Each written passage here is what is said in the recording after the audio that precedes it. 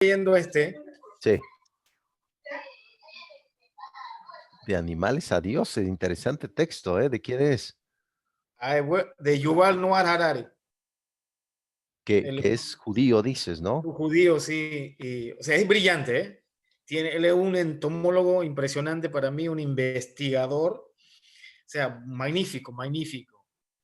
Pero Pero yo fíjate, siento, pero lo que estamos hablando, sí, y además el libro de Octávio y otros de filosofía, si una persona que conoce, por ejemplo, si usted lee, estoy casi seguro y convencido que va a ser datos para ti, no va a ser extraños, son datos reiterativos, pero una interpretación que él hace, ¿no? Eh, que a mí lo último para mí me parece un poco, no es que no podía decir respeto, me parece muy bueno, muy bueno, muy bueno. sí, sí, sí, sí. Pero no es, me parece a mí, cuando dice, estoy subrayando todo, los últimos, porque cuando cuando estamos hablando de Durkheim, cuando dice que la educación es para los adultos, entonces uno pregunta, ok, a nosotros los adultos se nos olvida que somos niños.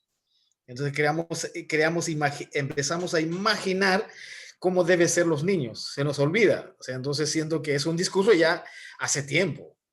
Sí, Hoy se sí, sí, sí. repite, eso es lo que nos ha pasado a nosotros, ¿no?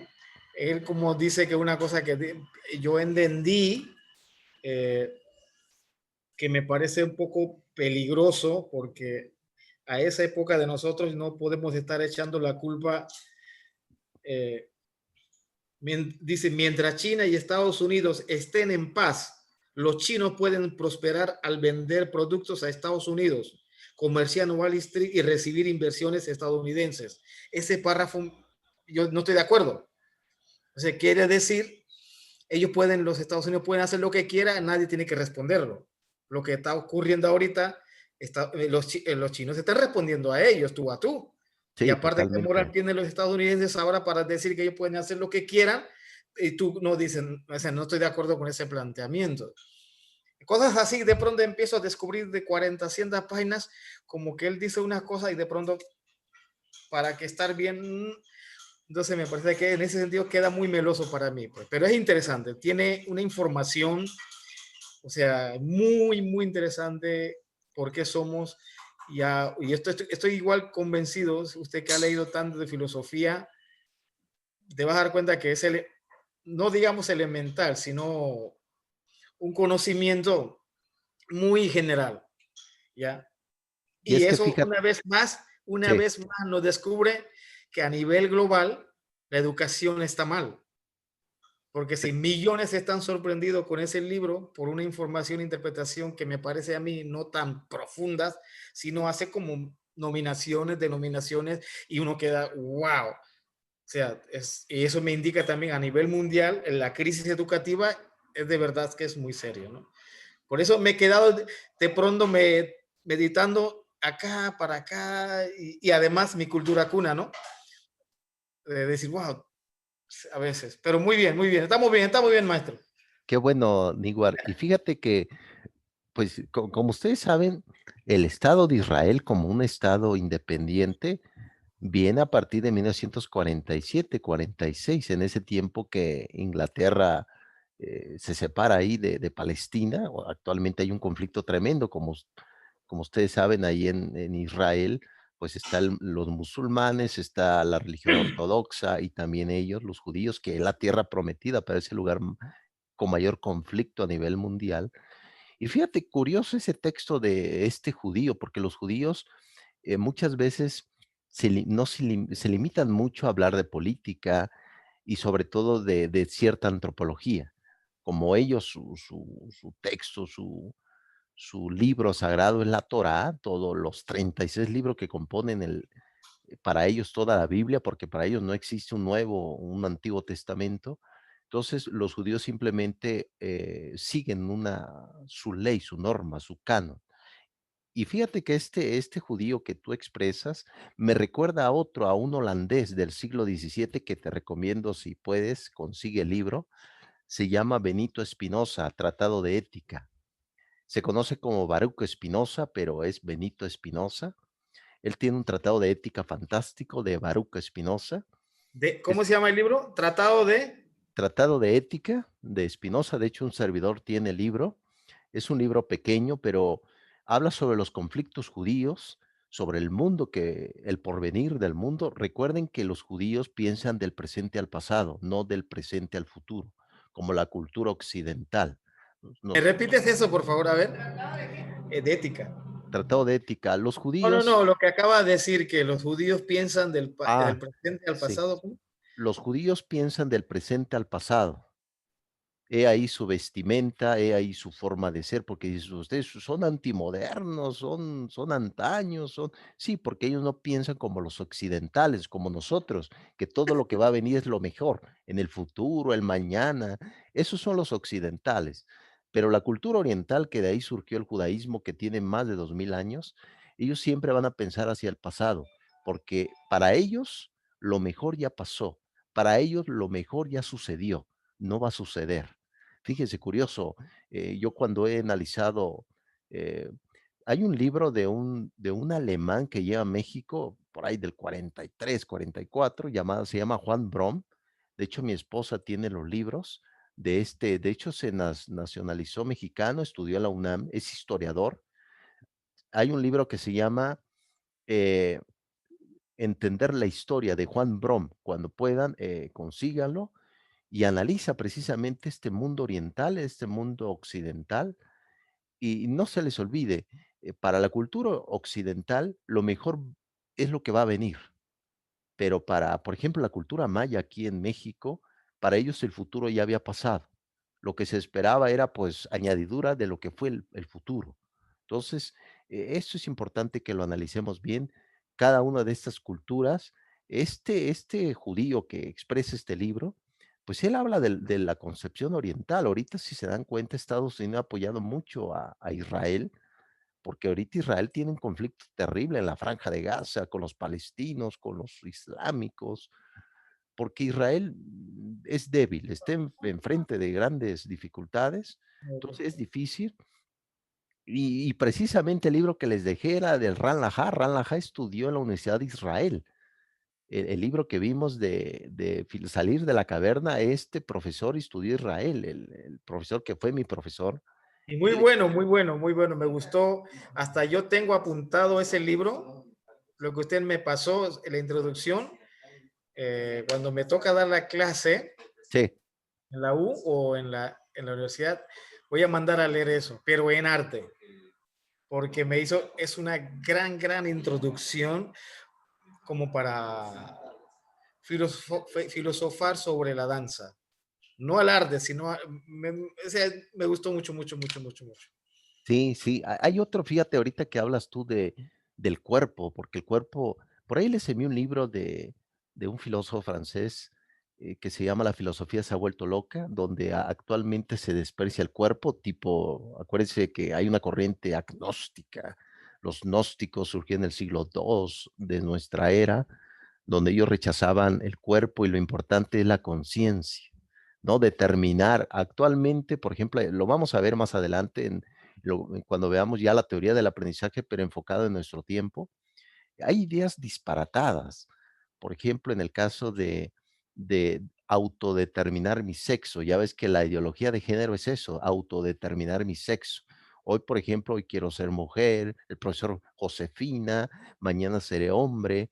Si eso es así, entonces yo puedo autodeterminar mi edad. Ahorita yo tengo 15 años, yo soy joven, tengo 15 años. Sapi tiene ¿qué? 20 años, Iguanile tiene sus 25, sus 16 años, es una quinceñera.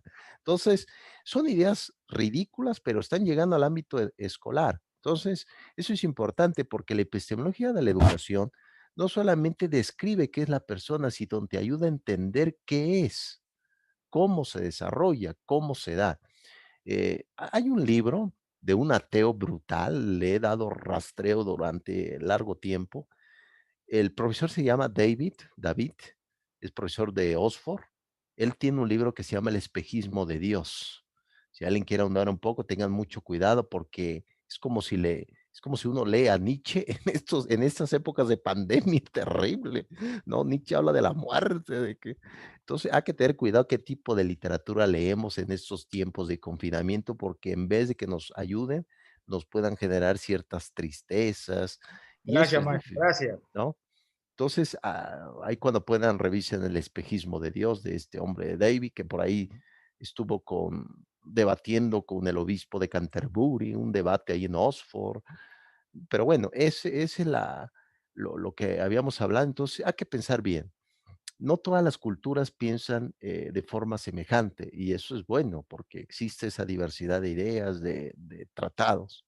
Entonces, me sorprende el escrito que hizo este judío en este libro que habla Sapi, porque, exacto, porque es muy escandaloso, porque un judío, ¿qué hace? Simplemente sigue las normas. Es una religión del libro, como así se le llama en antropología religiosa. Es una religión del libro.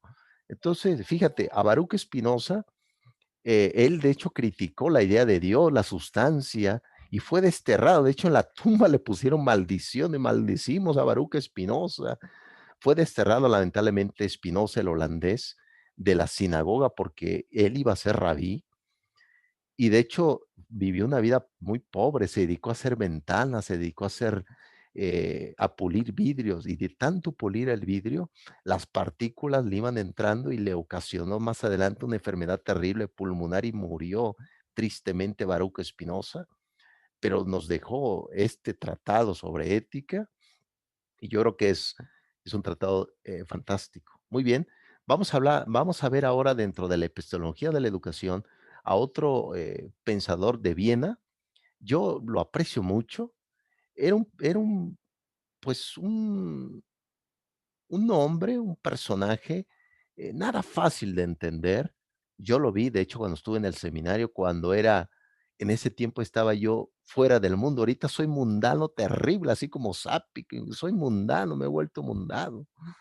Pero bueno, el profesor Ludwig Wittgenstein, eh, él, pues, de origen de Viena, de una familia de abolengo, muy rica, se dedicó, estudió ingeniería, diseñó un motor para avión. Ya a partir ya de sus 20 años, tuvo un conflicto muy fuerte consigo mismo, al igual que Paul Michel Foucault, el estructuralista, que ahorita vamos a ver el estructuralismo. Tuvo un conflicto fuerte porque tenía ciertas preferencias sexuales, fue un homosexual no activo y eso le provocaba mucho sufrimiento a Wittgenstein. Se encuentra con Bertrand Russell, el profesor, si alguien quiere ahondar un poco más, les recomiendo ampliamente un libro que se llama Historia de la Filosofía Occidental. Es un libro fantástico, yo lo tengo, si gustan se los paso en PDF, casi son 1000 páginas. De hecho, Bertrand Russell lo escribió en Estados Unidos porque fue desterrado. Por favor, maestro. Claro que sí. De hecho, Bertrand Russell, escribió ese libro en Estados Unidos porque fue desterrado de Inglaterra. De hecho, fue desterrado de la Universidad de Cambridge porque se opuso a la Primera Guerra Mundial. ¿Se acuerdan que había un fanatismo terrible? Hasta los niños se disfrazaban de militares, los perros le ponían su casco. Todo el mundo quería ir a la guerra, a la Primera Guerra Mundial, y no sabían qué demonios era la guerra. Entonces llegaron y decían: "No, yo me largo de aquí". Murieron muchas personas inocentes a causa de ideales de otros fanáticos, del zar, del Kaiser, un sinfín de cosas. Entonces, este libro, el Tractatus Lógico Filosóficos, es una palabra en latín, es un tratado lógico de filosofía. Lo escribió en la Primera Guerra Mundial, lo escribió en plena trinchera. A partir de 1917, 18, se acuerdan que ya a mediados de 1918 finaliza la Primera Guerra Mundial. Wittgenstein estuvo en este campo, lo escribió en las trincheras. Él fue camillero, fue enfermero, lo escribió y es un pequeño libro, el Tractatus, un servidor ya lo revisó, ya lo revisó completo. ¿Y qué nos dice esto? Dice 2 frases importantes, Wittgenstein. Una de esas dice así, entre comillas: "Los límites de mi mundo son los límites de mi lenguaje. y se puede cambiar esta parte. Los límites de mi lenguaje también son los límites de mi mundo. Si tu lenguaje es limitado, también tu mundo es limitado. Wittgenstein, ¿por qué lo toco en epistemología de la educación? Él es el creador de la filosofía del lenguaje, de que el lenguaje, dice él, no describe lo que es el mundo. Imagínese nada más en el ámbito educativo, en el ámbito del aula escolar, que tú no describes qué es el alumno, qué son los útiles pedagógicos. Si no se expresa correctamente, no se va a entender. Y eso va a ocasionar, ¿qué? Un problema hermenéutico. Hay un pensador, les recomiendo por ahí si puedan pues leerlo, es un libro nada fácil, se llama, el profesor se llama Gadamer, George Gadamer, el libro se llama Verdad y Método. Él es el creador de lo que se va a llamar la hermenéutica moderna.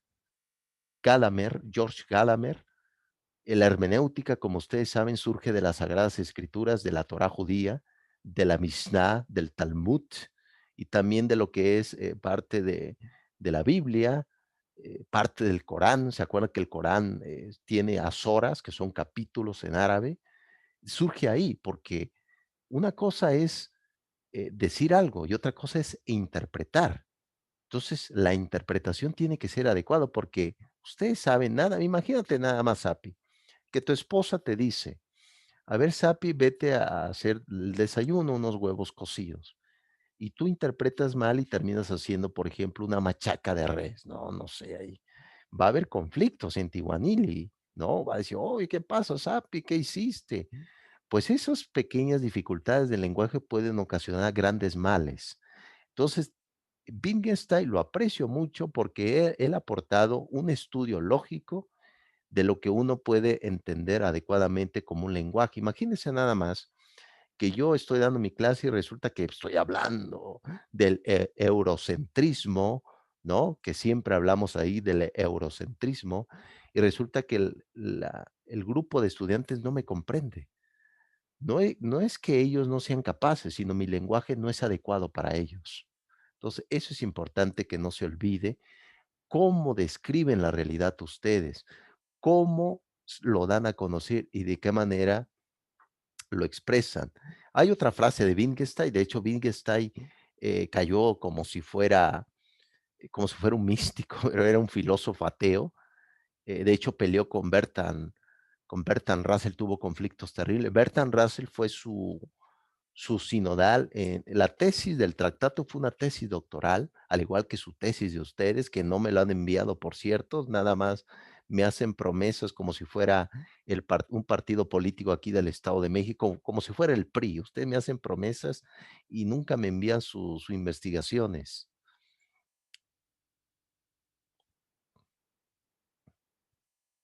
No se preocupe, ahora te prometo de aquí el lunes. Cuidado que es más tarde, pues. Vamos a ver. Pues mira, ha quedado grabado, Sapi. No sé si la memoria es a corto plazo, pero el internet es muy largo, entonces ya quedó grabado aquí. Es más, va a quedar en YouTube ya grabado. Sapi prometió una investigación y nunca lo envió, ¿no? Entonces ha quedado ahí. Muy bien. Vamos bien hasta acá, Iguanili.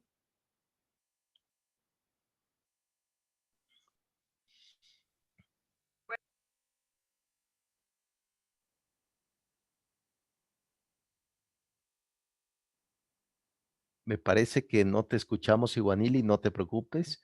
Miren, jóvenes, les quería comentar algo. Ya sé que son momentos nada fáciles, son difíciles. Espérame, déjame. Sí, Como estamos en dos computadoras, queda un eco. Espérame, maestro.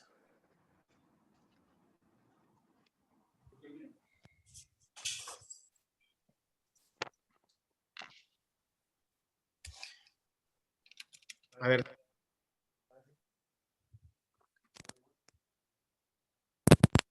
Ahora, hola. Ahora sí. te escuchamos, Iguanili.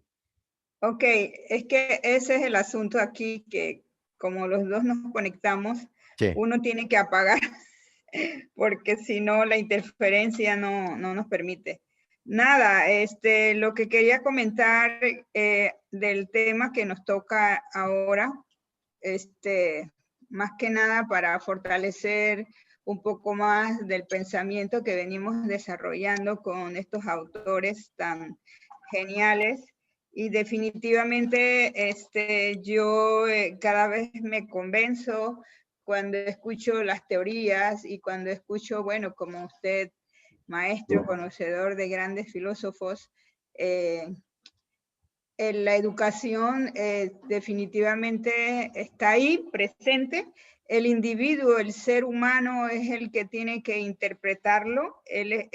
Somos como docentes, nos toca esa tarea de revivirlo con la teoría y también florecerlo. Entonces, muchas veces el docente abandonamos lo que es esa parte que hemos perdido como docente, la identidad de ser maestro, docente, que requiere una formación, primero para mí, debe estar la parte humana, la sensibilidad, la parte espiritual, el conocer el yo, mi cuerpo. A partir de ahí yo creo que muy bien la juventud de hoy y con todos los cambios que hemos tenido con la tecnología, podríamos hacer un buen labor como docente, pero también implica la política de cada país, el apoyo a la educación. Entonces, escuchar la teoría y definitivamente a mí me hace reflexionar un poco sobre qué es ser educador, qué es ser maestro, y que el maestro es un ser humano, es esposo, es amante, es padre de familia. Sí, sí, sí. Y sí, entonces toda esa experiencia que tiene el maestro debe resumirlo en una sola palabra para poder compartir entonces con la niñez que le toca estar en la aula, ¿no?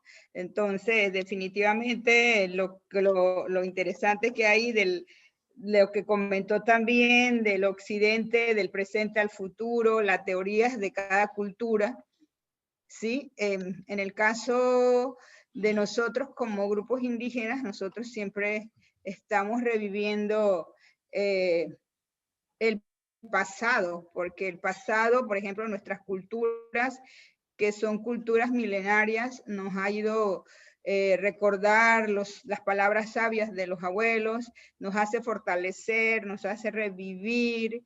Y claro, hoy que vivimos en una ciudad tan golpeada, tan, no sé, monstruoso a veces, pero bueno, uno tiene que estar ahí sobreviviendo, recurre entonces al pasado, ¿no? Al pasado para recordar y para decir, esto funcionaba así antes, se podía revivirlo. Claro, no va a ser igual porque la situación, el tiempo no es lo mismo, ¿no? Entonces se vuelve interesante, ¿no? Escuchar las teorías y comparar con lo que uno hoy está haciendo. Y definitivamente también el maestro debe conocer la técnica. Uno conoce la técnica, pero también uno no sabe cómo darle como un cuadro de ajedrez, ¿no?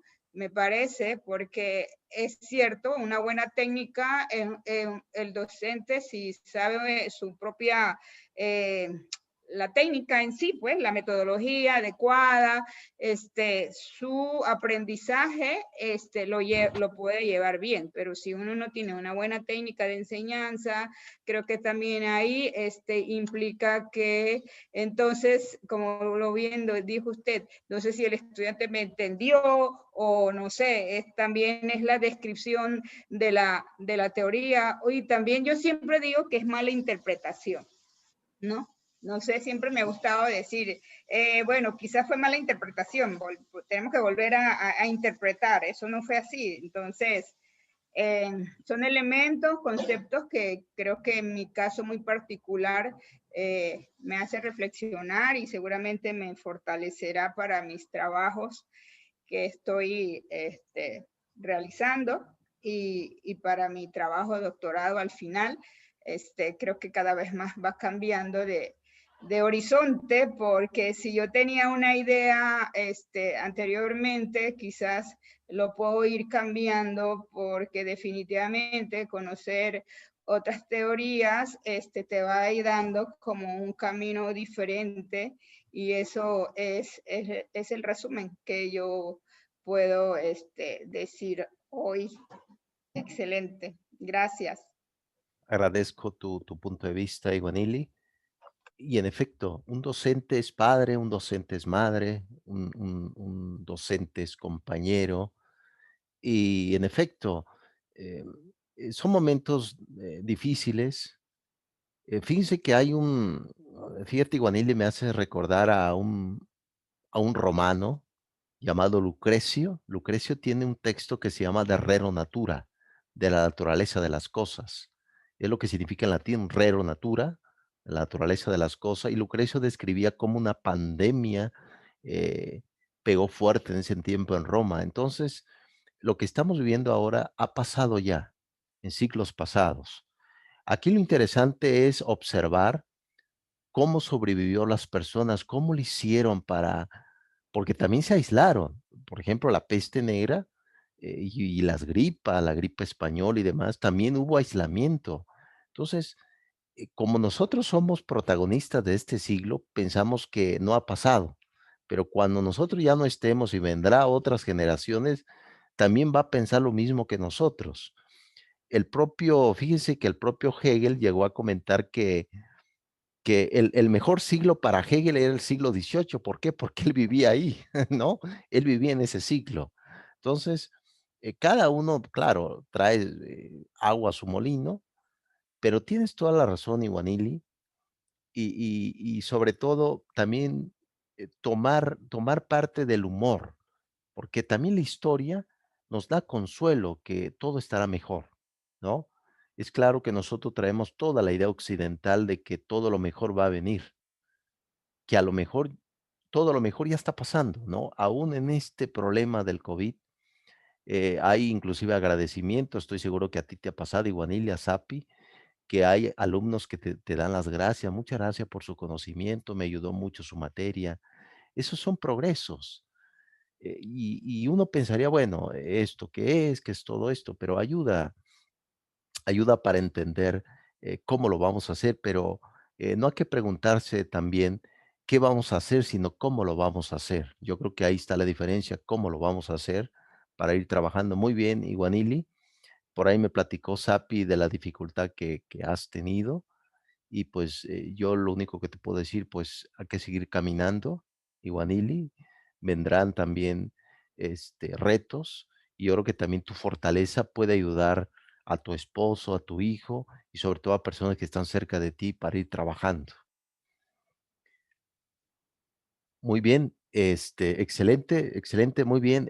Jóvenes, ¿qué les parece si vamos caminando? Porque se nos termina el tiempo.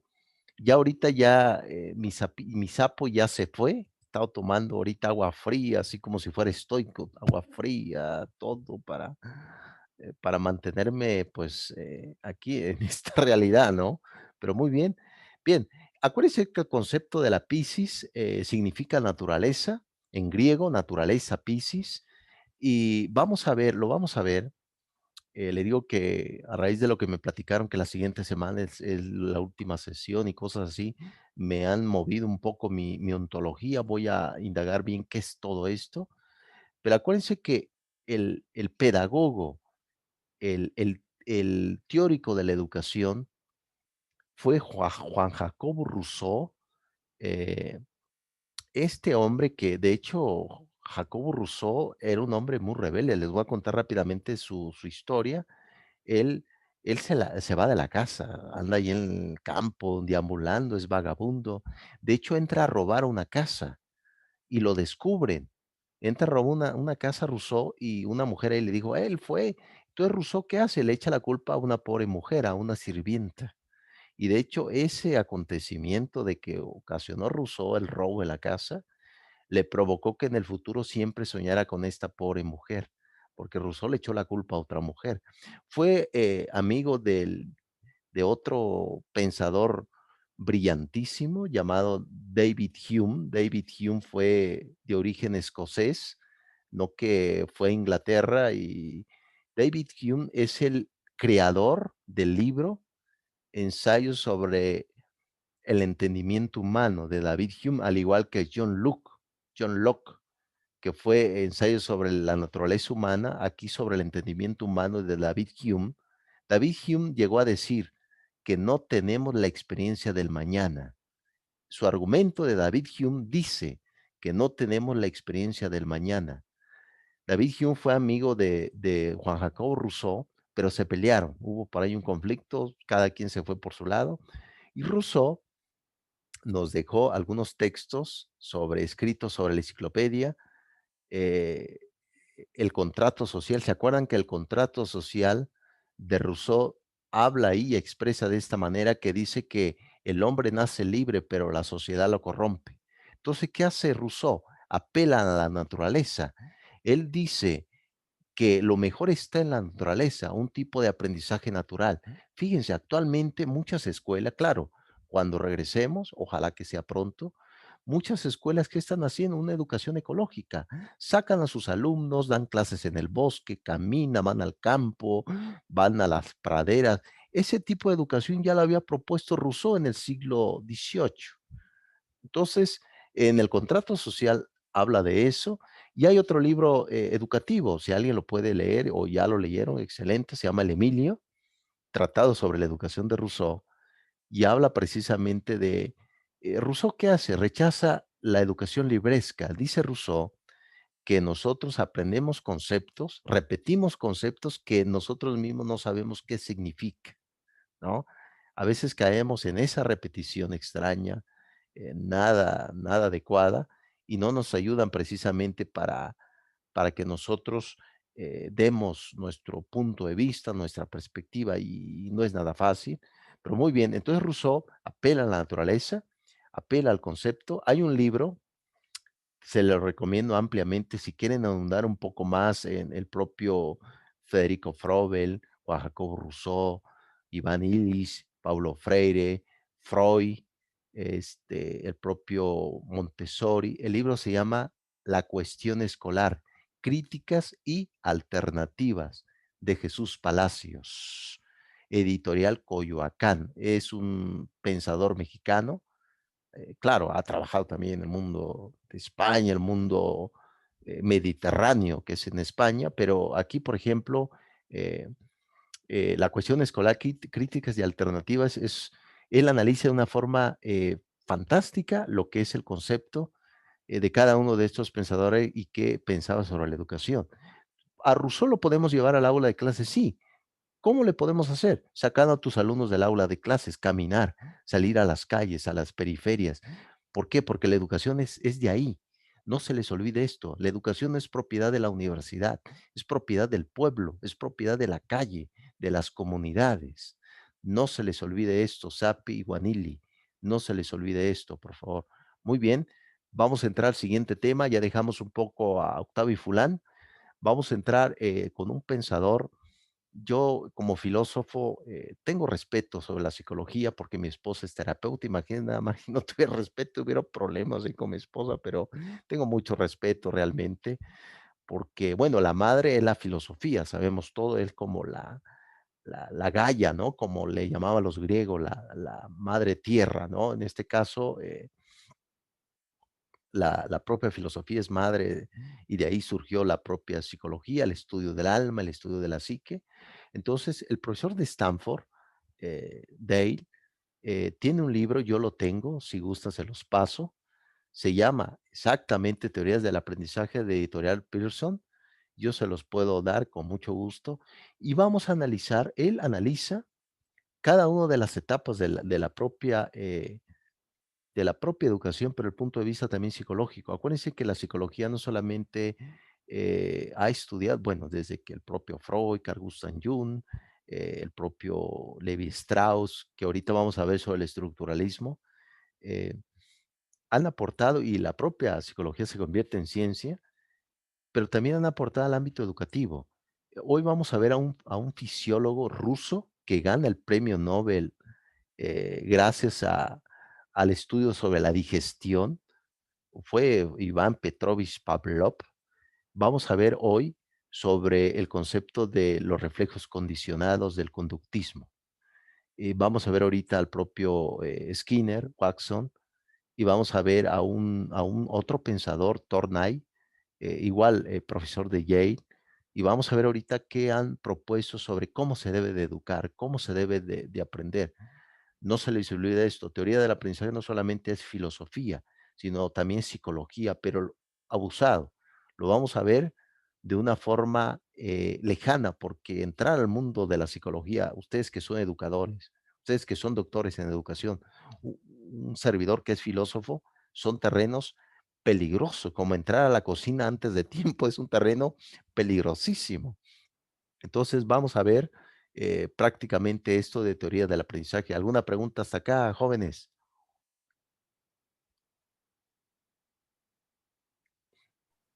Más bien, yo creo que como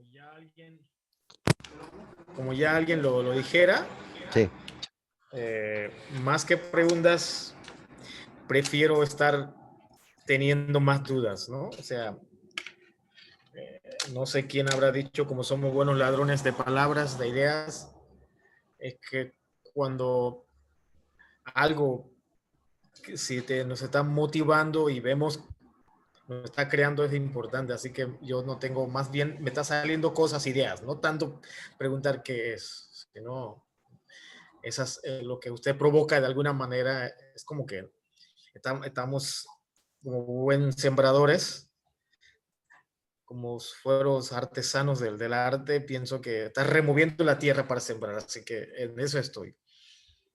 sí, muchas gracias, Api. Y fíjate qué bueno que me platicaste cuáles son claro, todos tenemos ahorita más con el COVID-19, tenemos un problemón, pero te agradezco que me hayas platicado qué está pasando con ustedes, en especial tu esposa que tuvo por ahí algunas pérdidas, que lo platicaste, Api, porque los veo muy serios, pero esta seriedad es porque están preocupados, están tristes también de lo que está pasando y de lo que pasó.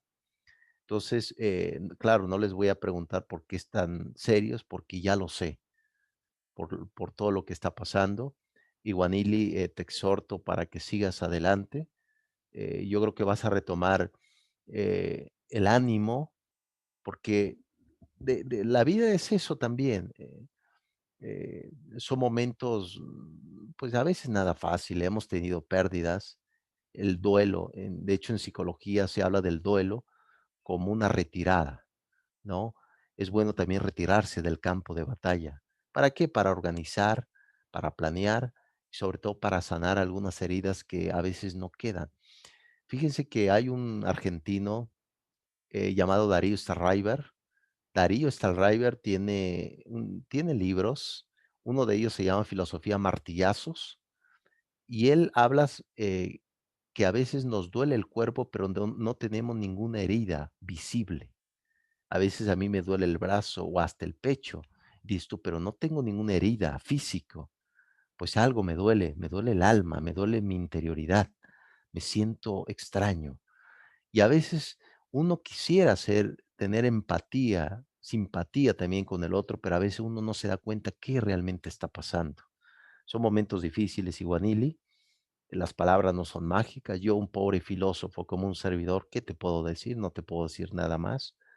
Pero pues ahí tienes a Sapi. Sapi tiene un sentido del humor fantástico, elevado, yo diría, tipo como si fuera un héroe mitológico. Él te puede también, pues, cierto humor ayudar también para ir también sanando estas heridas que están abiertas. Bien, ¿qué les parece, jóvenes? Ya nos queda 13 minutos, pero el Zoom ya casi me cierra otra vez. ¿Qué les parece si les envío otra vez una pequeña liga? Hacemos un cierre general y ya, pues ahí ya nos vemos hasta la siguiente semana. ¿Qué les parece si ahorita les envío otra vez la liga? Perfecto. Sale, vale. Ahorita nos vemos.